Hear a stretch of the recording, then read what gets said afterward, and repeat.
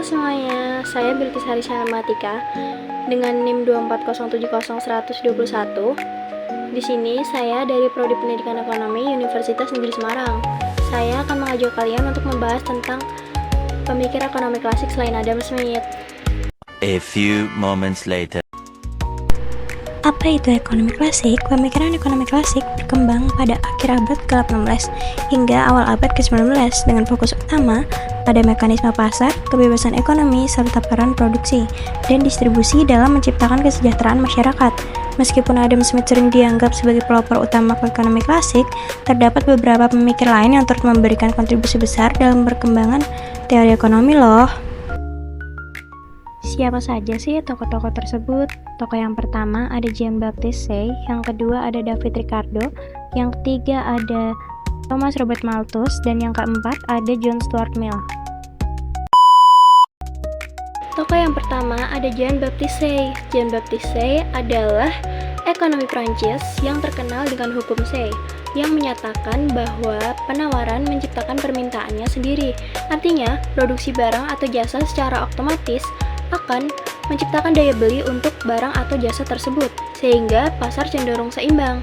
Dalam bukunya Trade the Economy Politique 1803, saya membahas proses produksi, distribusi, dan konsumsi kekayaan secara sistematis. Ia menggantikan teori nilai kerja dengan teori utilitas subjektif, yang menyatakan nilai barang ditentukan oleh kegunaannya, bukan biaya produksinya. Saya juga menekankan peran penting wirausahaan sebagai penggerak inovasi dan mengambil risiko dalam perekonomian. Pemikiran Say mendukung perdagangan bebas, persaingan, dan kebijakan laissez-faire. Konsepnya menjadi dasar penting dalam ekonomi klasik dan membantu memahami pertumbuhan ekonomi serta fluktuasi bisnis. Singkatnya, Say percaya bahwa produksi yang aktif akan mendorong permintaan dan pertumbuhan ekonomi secara alami. Yang kedua ada David Ricardo. David Ricardo adalah ekonomi politik Inggris yang terkenal dengan teori keunggulan komparatifnya loh, yang menjadi dasar penting dalam perdagangan internasional. Ia mendefinisikan ilmu ekonomi sebagai ilmu yang menguji konsistensi matematis untuk menghasilkan analisis berkualitas tinggi. Teori keunggulan komparatif Ricardo menyatakan bahwa perdagangan internasional menguntungkan jika setiap negara mengkhususkan diri pada produksi barang yang memiliki biaya peluang lebih rendah dibanding negara lain, meskipun negara tersebut tidak memiliki keunggulan absolut dalam produksi barang tersebut.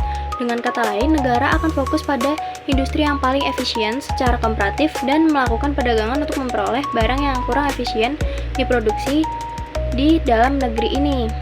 Teori ini mengasumsikan kondisi seperti perdagangan antara dua negara dan dua jenis barang, pasar persaingan sempurna, biaya produksi konstan, dan tidak ada biaya transportasi. Ricardo juga mengembangkan teori distribusi pendapatan yang terdiri atas teori sewa, teori upah, dan teori laba. Buku utamanya ada Principles of Political Economy and Taxation 1817, membahas teori keunggulan komparatif distribusi pendapatan serta pandangannya tentang pinjaman, pemerintah, dan modal.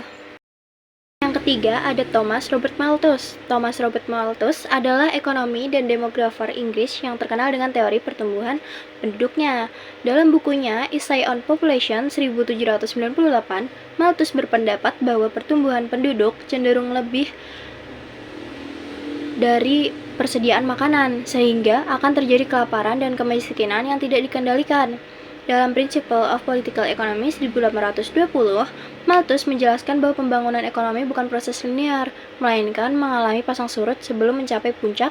Ia menekankan pentingnya pertumbuhan seimbang antara pertanian dan industri, serta distribusi kepemilikan tanah yang adil untuk meningkatkan permintaan efektif dan mendorong pembangunan. Selain faktor ekonomi, Malthus juga menyoroti peran pendidikan, moral, etos kerja, administrasi, dan hukum yang baik sebagai pendukung pembangunan ekonomi. Terakhir ada John Stuart Mill. John Stuart Mill adalah seorang filsuf, ekonomi politik, politikus, dan pegawai negeri Inggris. Salah satu pemikir yang paling berpengaruh dalam sejarah liberalisme. Ia banyak berkontribusi pada teori sosial, teori politik, dan ekonomi politik. Ia juga dijuluki sebagai filsuf berbahasa Inggris yang paling berpengaruh pada abad ke-19 loh, oleh Stanford Encyclopedia of Philosophy. Dalam karyanya yang terkenal pada tahun 1848 yang berjudul Principle of Political Economy, Mill membahas tentang distribusi kekayaan, perlunya intervensi pemerintah dalam kondisi tertentu, dan pentingnya pendidikan dalam meningkatkan produktivitas tenaga kerja. Selain itu, ia juga memperkenalkan konsep utilitas yang menekankan pada kebahagiaan dan kesejahteraan sebagai tujuan utama kegiatan ekonomi loh. Pemikiran Mill ini mencerminkan pandangan yang lebih progresif dan humanis dibandingkan dengan ekonomi klasik sebelumnya. Dengan penekanan pada keadilan sosial dan peran pemerintah dalam menciptakan masyarakat yang lebih baik,